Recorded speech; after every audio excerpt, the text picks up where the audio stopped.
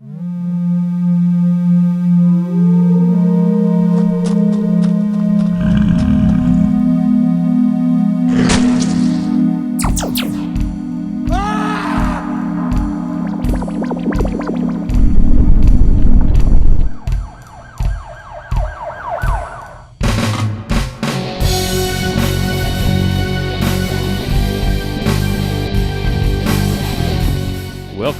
to the Shade Chronicles, an anthology-style podcast featuring short works of fiction and serial prose, specifically with a sci-fi and horror flavor.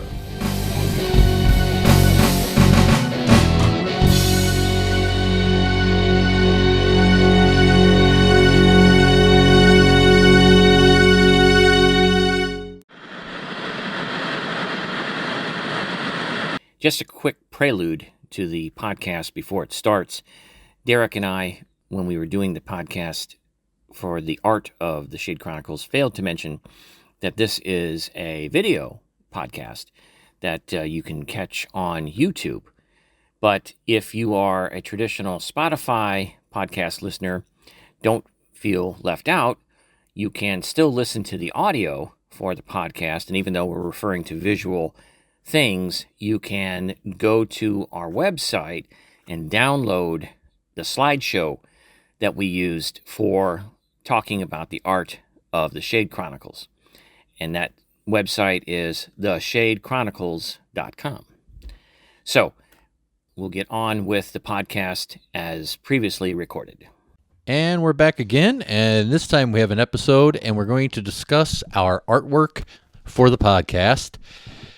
We started off with a logo that we then changed. The first logo that we changed to was a really, I think, really nice one that Lawrence did. He put it together. It looks good on certain colors of merchandise. Maybe not all the merchandise, but I know that there's certain ones that it looks really cool on. And you want to give a little background there, Lawrence, on that one? Yeah, so the original one was just something I slapped together, to be honest with you. I just, we were like, holy shit, we're doing this, we're doing this for real. So we're making a podcast, and I got to write stories, and we got to have sounds and music and things. So, I slapped that together. Well, so this second one is one that I took a little more time with, and as far as my own artwork sensibilities go, I'm very much a comic book-ish artist. I've tried to do regular painting and other more serious types of artwork, but it seems that my art style always lends itself to more of a cartoonish comic book style. It's a style, yeah. Yeah. It's a good style. It's just what I'm comfortable with. I have fun with it. And I'm also a little too literal. So I'm thinking, I get you. When I'm thinking, okay, the Shade Chronicles is a podcast, so guy's got to have a microphone in his hand. Agreed, yeah. Can't be something a little more ethereal, a little bit more intellectual, and maybe you have to connect the dots in a more mystical way. No, I give you a microphone right in his hands and the little recording sign in the background. But that's just kind of what I did there, and some of it was done by hand first, the drawing, the initial sketch, and maybe some of the ink work. If you're familiar with comic book drawing and how the artwork comes together, there's the inking process. Right. And then all the colorization is done in the computer. Mm-hmm. Okay. Just because I'm familiar with it, can work Photoshop and that kind of thing. So that was my one question. I was wondering about that. And as we go further with the other pictures, we're going to see because we kind of split up the season in different pictures. And I started off, and we'll get to that, and then you continued.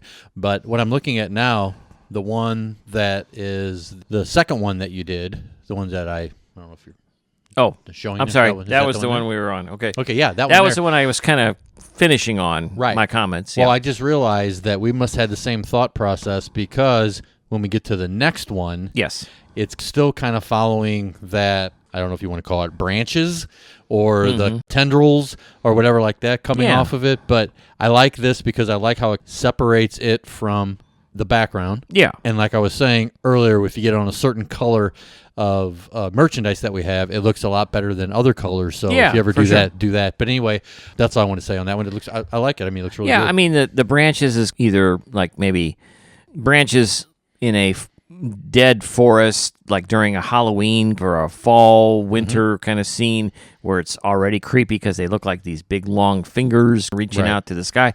Or it could also be like veins carrying blood and that kind of stuff, and just been gorged and ready to burst. I mean, I don't know. But, yeah, it's kind of a weird place. My thing is, I like about it is that if it's on a merchandise, and I looked at it on merchandise in our merchandise store, and it just really, I hate this word pops, but I like how it just, you're seeing a color, and then all of a sudden, bam, that's in the middle, and it looks very three-dimensional, and I really like that. Yeah, I mean, it's a graphic designer in me. I trained for a while as a graphic designer, did some work professionally as a screen printer and a graphic designer.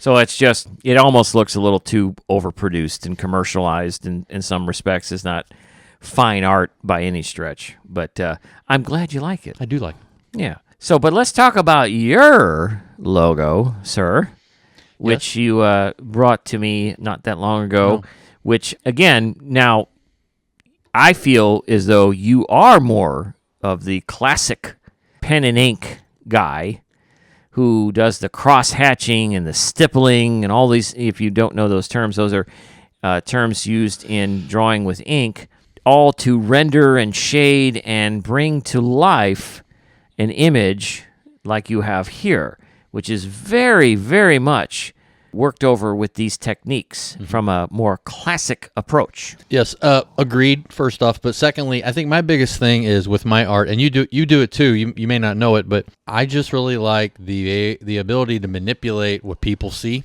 Sure. And that, in a weird way, turns me on, if you want to call it that, with my art. And I really like that part because I'm controlling what they see, and it's for good. It's for good. It's not for bad. Sure. But it's just because I want them to see the three-dimensional. I want them to use your powers for good. That's right. Yes, sir. I want them to see that type of stuff. And just go back to your logo you just showed a minute ago. The shade Chronicle words are, and I didn't even realize I did this, but those are kind of using that same branching kind of look. And I didn't even realize I did that, to be honest with you. I thought it was really cool to look because I didn't want it to be something boring, regular. Yeah. But I like that it continued. But so I think that maybe that's our style. Yours is much more organic. Yeah. Mine is, I used a font. No, yeah. No, I picked a font that's, hey, that looks creepy. Sure. But yours is organic. There's a life to it. There's an effervescence to it that I like because it is so, natural. So... Anyway. And I think both of them, what I like about both of them, and I did mine much more than maybe you thought of doing for yours, I wanted to have something that was I'm picturing a golf shirt and a logo. And that's what I wanted mine to be. Even though if you put mine on a golf shirt, that's probably going to be way too small to be able to see anything. And yours is going to be way too small also. But my thought process was that and for hats that I wanted to have today, but I didn't get it in the mail yet. Yikes. Blame Spreadshirt on that one. Oh, we don't want to. Okay. Yes. Hey, it's all right. We still love them. We still get our stuff from them. We do. I got to say, though, the microphone, while I appreciate the intense rendering of it, it does look a little bit like a black penis. I'm just going to say. There's a little bit of that going on there, too, which, that's a different crowd. My this is kind of breaking down walls here. My son, his wife, their two kids, they bought the shirt with my logo on it. And my son said, now everybody has a shirt with a black man's member on it. And that's so funny that you said that. I'm not good with microphones. I'm sorry. No. I mean, I love the fist action there. We need to really do a palate cleanser. Excuse me. I love the way you rendered it. Thank you. And I'm very impressed with it. And that was merely just me being humorous. So no real judgment there on whether that looks like what you say it is or not. So what I say. All right. How about we get into some of the artwork you made for the episodes? So I got to tell you, the first one right out the gate, His Nightmares, strong. I love that. So in case you guys don't know this, or if you're listening in Austria or something like that, Derek and I have tried to be all kinds of creative, entertaining kind of people for most of our lives. And, of course, we had to work regular jobs because that didn't work out. But, whether it's trying to get a job as a comic book artist or as a graphic designer or as an artist for various fine art or entertaining, illustrator, whatever stuff we all went for. We've done this, tried to do this for years, and the artwork that we have created, while it's been mostly for our own personal enjoyment, there are some things about it that I feel is worth looking at and checking out. And this one is one of those. I mean, his nightmares, I think you pulled off exactly what you were going to do there with the story. I look at this and I say, yes, this is perfect for the story about a guy who, spoiler alert, if you haven't listened to it, he's the devil, and he's having nightmares. Yeah. This is perfect for that, and I love the ink work that you've done here. It is artistic, it's classic in its rendering, and it is very much chaotic in that, nightmarish kind of way. Yeah. Well, with all of my art that you'll see, my style is a lot of black and white. I do like doing the black and white rendering type of stuff, but I can't remember the name of the artist. Maybe someday I'll tell everybody, but it was a artist that did a lot of black and white, and then she had one part that was color. And if you notice in his nightmares, it's just his eye is red. Yeah, exactly. And perfect. I don't know if you want to go through the other pictures while I'm doing this in the sense of the editing part of it, but the next one was a story Lawrence did, Deadhead. I did the blue on the door. The face is, I'm not really happy with it, but it's a zombie, so give me a break.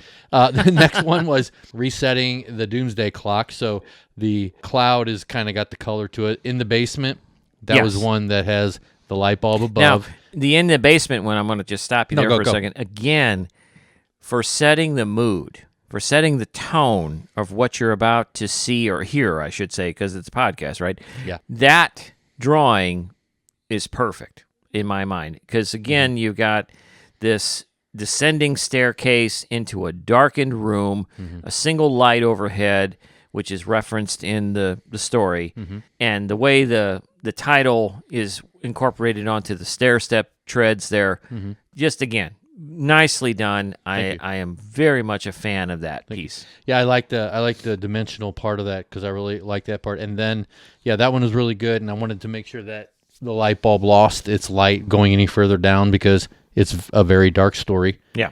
And then if we continue, Killer Ad. Yes, Killer Ad. It's a radio. That was more or less because of the storyline and whatever like that. And my thing of that was that took me probably a lot longer than it should have, but I really wanted it to look good, and I really like doing those things, but it's kind of not really what you want to do every time you have a podcast coming out. So, well, you know what it reminds me of? So, growing up, I did this is going to be something that, unless you're old, you won't really know what I'm talking about, a correspondence course for art. Oh, okay. You know, if you are of a certain age, you may remember looking through a magazine or a publication. Let me say it. Please. Draw Tippy. Was a turtle. In the TV was guide. Was it a turtle? Yes. Okay. Yeah. Draw Tippy. And if you could draw Tippy and you sent it to these guys who challenged you to draw Tippy, they would say, hey, you're amazing. We could train you to become a world-class artist if you just sign up for our $10 billion correspondence course. Wow. Which I did. And he came to your house. So this is all pre-internet kind of stuff. He came to my house. I was going to say. A salesman came to the house. It can be another story, but when he told me this story when we were younger, it was freaking amazing and scary at the same time. Yeah. And he sounds like every salesman you would have thought of in the late 80s, early 90s. You thought he was selling insurance. But go ahead, I'm sorry. Yeah, exactly. So anyway, this looks like one of the assignments you would have had to do for this correspondence course, because they were thinking that you were going to be a commercial artist or a graphic designer, as it would be called later. I don't know what the hell they call them now, but somebody who would draw for the purposes of selling stuff. Right. Yeah. Yeah. And that's like product placement type product kind of artwork. Yeah, exactly. And that is a drawing that reminds me of that. But I love the fact that it looks like that. And again, very old school it's about the story is very intense about the radio, and it's play or importance in the story. Yeah, it's very important. Yeah. Yes. So kind of going next with the next one, Instant Karma. That one, it kind of looks like I dialed it in, unfortunately, but I was trying to get that face was the main thing I was mainly thinking about. And then, and a lot of my stuff, I don't want to tell the story in the picture. Yeah. Now, you talked about being literal, and I'm not going to ever say that your stuff is literal going to ruin the story, because we'll get to your artwork, and I do see the essence of not saying the whole thing. But this one here was one that I really went on the other side of, like, I'm not doing anything that tells them what the story's about. Just really weird, which is fine. I'm fine with it. So I got to ask, though. Yeah. I don't think I asked you this before. The guy's face, is that the universe or the guy in the story who's having all the trouble? Universe. That's, yeah. You know, that was my interpretation initially. Yeah. That's what I thought it was. And yeah, I think it fits. Yeah.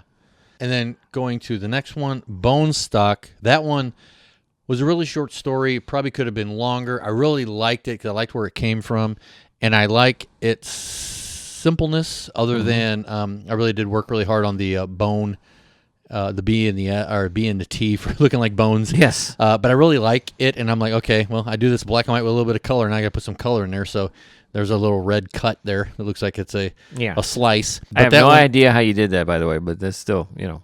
Oh, the slice?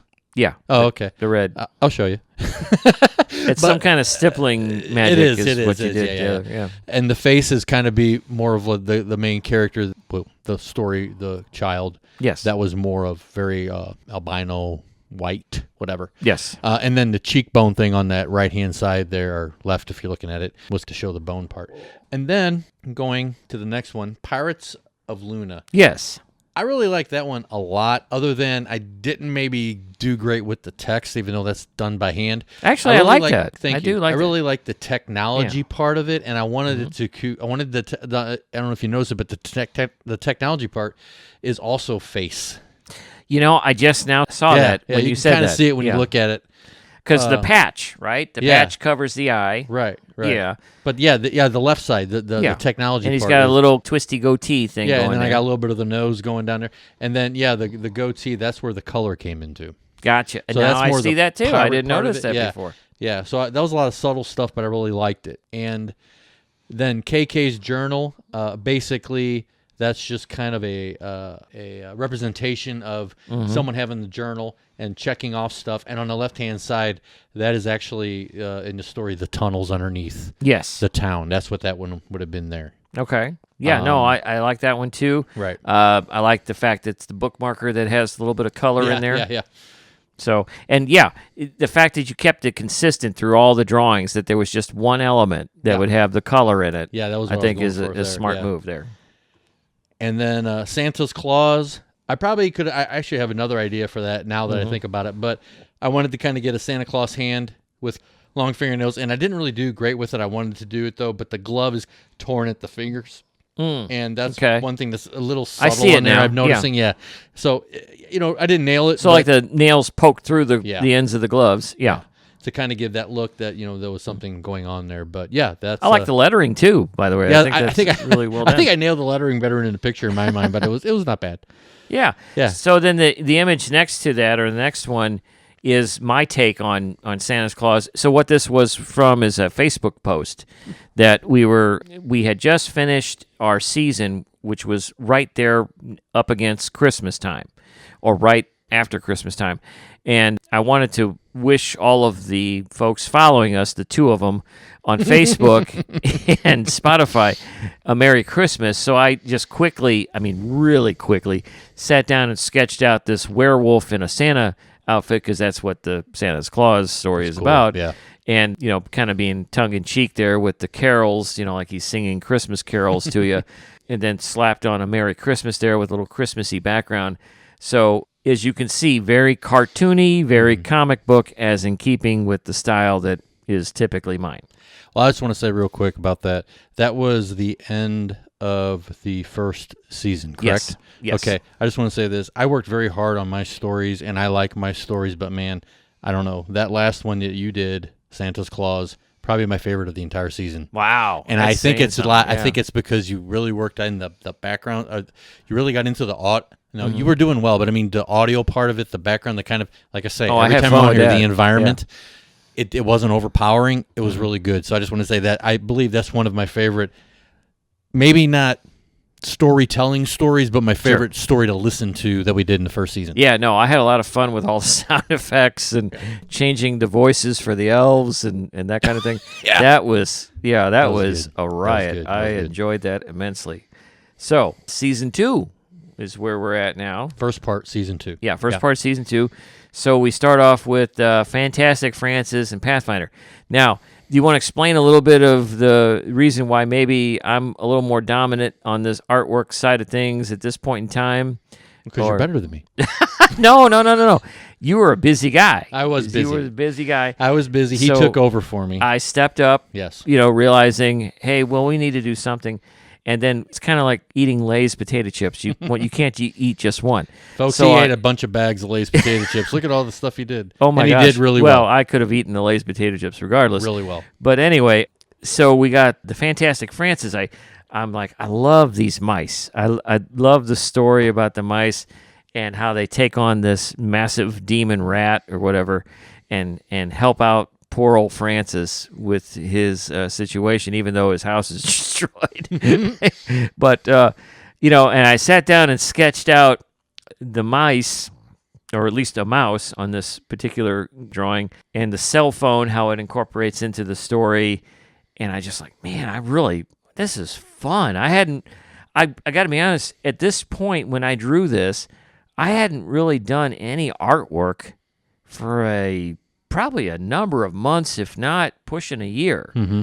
And, I'm a guy who tried all my life early on to be an artist of some repute. And then when that didn't happen, or at least didn't happen to my satisfaction, I moved on to other things. But when I did this, I'm like, wow, this is fun. Let me interrupt you real quick. Yeah. Did you ever, and this is kind of, I don't care if they want to hear this or not. Sure. Did you ever do art for somebody else a lot, or was it more or less you were doing art for your own stuff? Well, in my 20s, when I was making my last-ditch effort to become a comic book artist, I did a lot of artwork, but it was mostly for me trying to do that. Right. But at the same time, I'm working as a graphic designer. But here, hold on. Yeah. I'm not asking your job that you had to do for a company. You're doing work. You're obviously doing it for somebody else. Yeah. But as far as like on the side, you were doing comics. You were doing your own comic book art. Yeah. Did you ever do a lot of work for someone that had the idea of a comic or whatever, and you were doing the art for it? Briefly. Only the art, not any of the creative? Just briefly. There was a period in that late 20s, early 30s age area where, as I'm trying to find a way into the comic book world, so I approached the publishers, the main publishers at the time, and got rejected by all of them. I then started going the way of the independent, finding small publishers or small creators, writers or whoever that were needing artists, and trying to find a way in that way. Right. And I connected with a couple of people and had mixed results. I don't think anything I did actually, ever really culminated in a project. So that frustrated me. Mm-hmm. And then when I'm like, I can't depend on anybody else, I got to do it all myself. Right. And I made my last push to do it myself. And then I realized this is going to cost a fortune, and I'm not going to be able to do anything realistically with this that makes financial sense. That was always a factor. Right. Can the money side of this work out? When that didn't happen, I'm like, let's just move on. And so I moved on and, kept the professional side, working as a graphic designer and doing what I needed to do there. But it had been probably several years from that point before I actually started doing any artwork just for fun. Right. Just for me. Mm-hmm. And this project was probably one of those projects in a series of maybe a couple of years here, a couple of years there, do one thing here, do one thing there. This kind of brought me back to, hey, I'm doing this and I'm doing it more regularly than I used to, and I'm enjoying it. So that's why when you get Fantastic Francis, right. You remember when I sent you the text of Fantastic Francis, like 30 minutes later, I sent you the one of Pathfinder. I know. Well, see, that's my thing.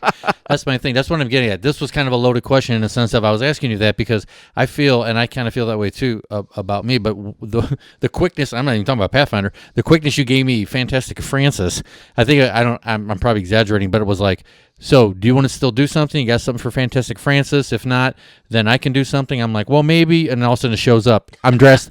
It was very quick. I'm sure I'm being exaggerating. But my thing is that I think doing it I think you being the creative for someone else's information was something that maybe motivated you to do that. And I think I see that in what you've done for all of my stories, because when I look at the ones that I did for you, those are the ones that I think I felt more I know in my mind when I was sitting in the chair or at the art desk or whatever like that doing it, I know that they were a lot easier for me to figure out than what the hell I wrote about that I wanted to show visually. So I think it was doing it for someone else and kind of being in a team type of like that. But I think you also, in my mind, it seems like you just said, you probably enjoy it more, and you also enjoy what we're doing with the stories. So therefore, that's why you're able to do all these images so quickly and so good. Well, yeah, I mean, I've always wanted an audience from the very beginning. Yeah. And, unfortunately, you've been the default audience for well, most you've of it. been mine too, so. So you've had to bear the brunt of all the good and the bad and the ugly. I'm fine with that. Yeah. Kind of thing. But when it comes to my motivation for creating anything, right. If I felt that I didn't have somebody to hear it, to somebody to see it, somebody to read it, somebody to look at it, right, I wouldn't be as motivated. Right.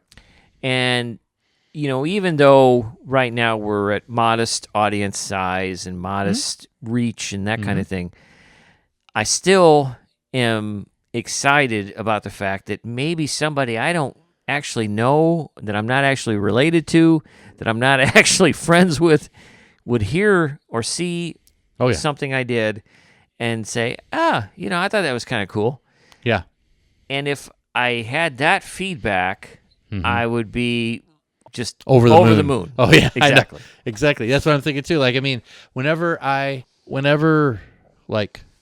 if I draw something, my wife loves it. I could put one dot on a piece of paper and my wife loves it. Sure. Because she knows what it's going to turn out to be. And I'm not saying I'm great, but I mean, it looks decent enough. You and I, we are honest with each other, but then again, we both are fans of each other's work and things like that. Right. Yeah. If we have someone that doesn't know anything about us or anything in this world, then about us and related to us, and all of a sudden they come upon our stuff or whatever like that, that'd be amazing. Yeah.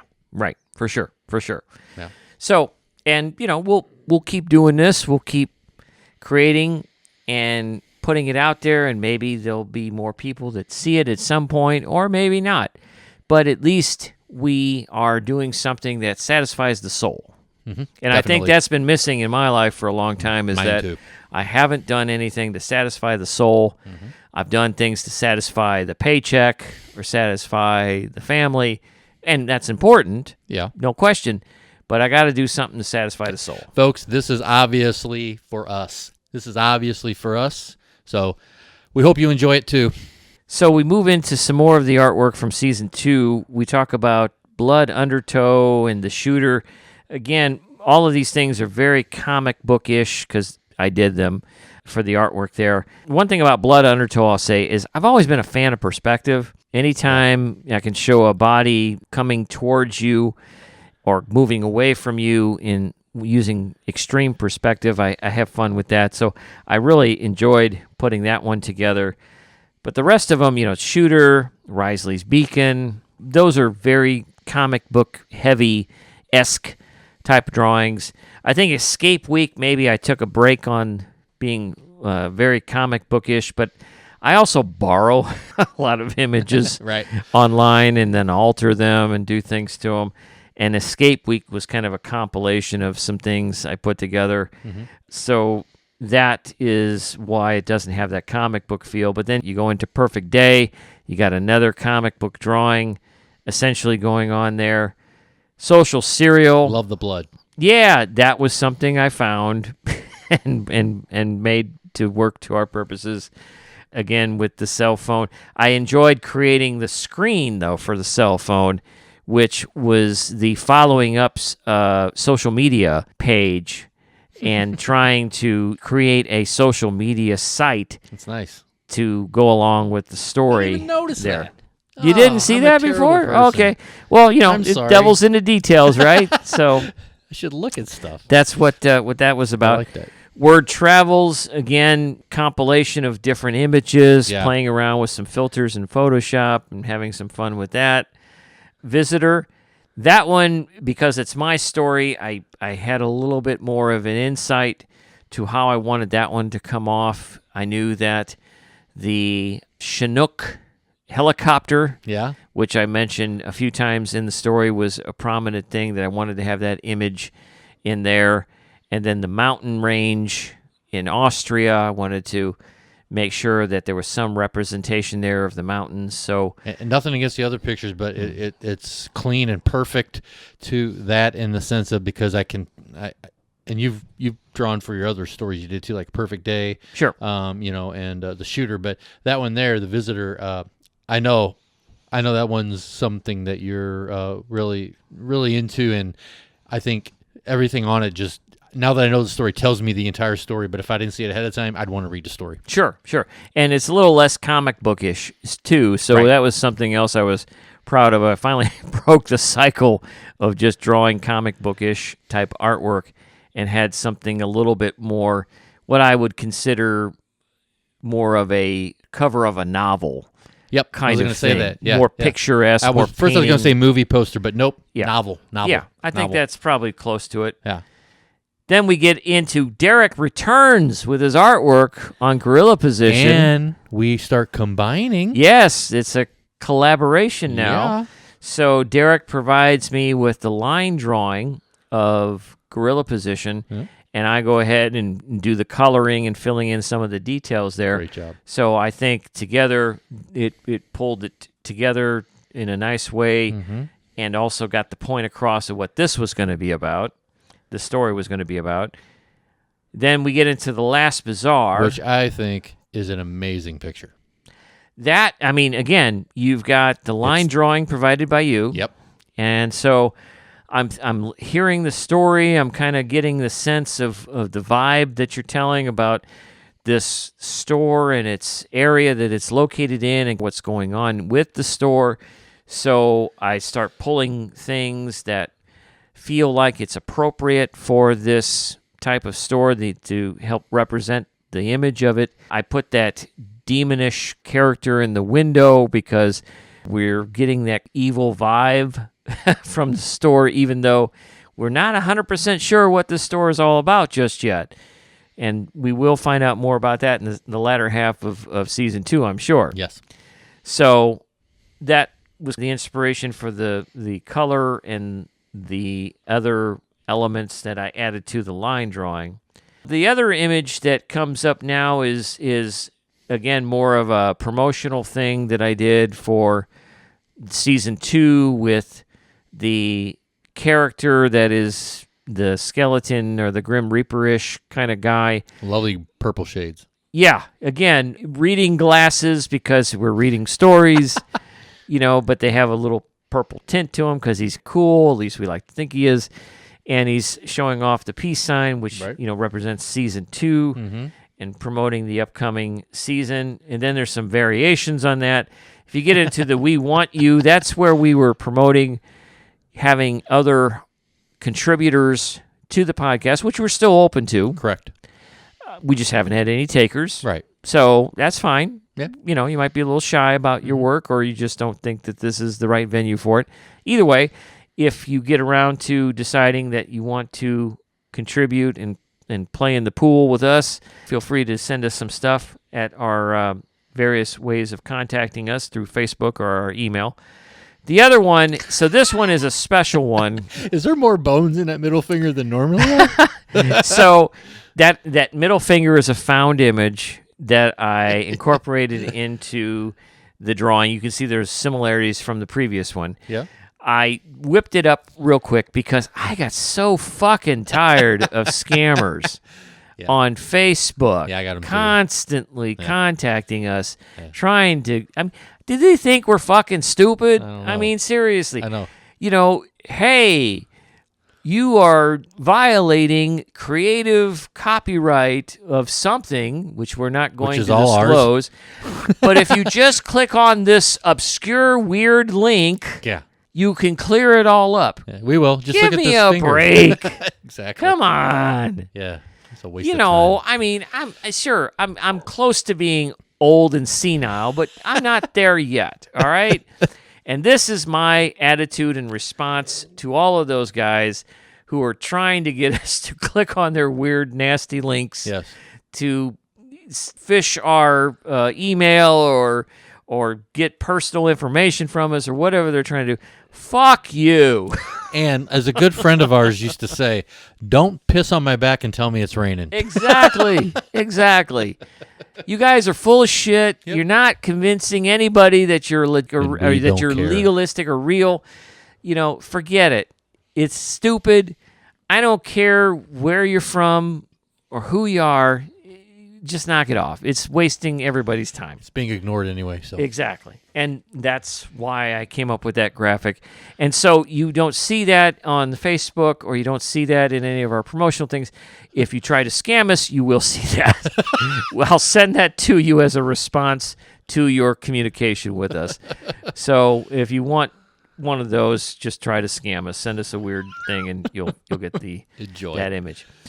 So anyway, as we look at the second half of season 2, as far as the art is concerned, which is what we've been talking about, how do you feel in terms of your availability and what you're going to be able to produce and that kind of thing? I'm really liking the combo, even though we maybe should go back to certain things that we do individually, but I'm liking the combo part. Yeah, so for sure. I know that the second part of my one story, I pretty much have something for already. Then I have a 3-parter coming up that I think we may want to combine on because looking at the last Bizarre one, it might be in kind of that vein. But yeah, and then I got a couple other ones that I have artwork ideas for to a point. So maybe I can throw them together. If not, I kind of do like the combo part. Well, the combo part means I send you a line drawing and you do the rest of it. And then with your stories, you're just doing the whole thing. Yeah. But I'm not trying to have you do that. No. And I'm liking that. I'm also liking, and we just, you just heard, I guess, you took a listen to one of the stories from the second half of season 2 from me that borrows from your universe, from the stuff that you created. Right. So now we're starting to cross over, not into just us doing artwork together, but also the storytelling. Yeah. We're starting to share and borrow from each other on that. Because I would like it. That wasn't the intent, but I like the whole idea of us making our own world to a point, to at least pull from time to time, because writing stories, that I think it's a cool way to resource something. Yeah, for sure. And I love borrowing, or not, I shouldn't say borrowing, but I love collaborating with other ideas. Right. And the ideas that you've created for the last Bizarre store and some other things you've got coming.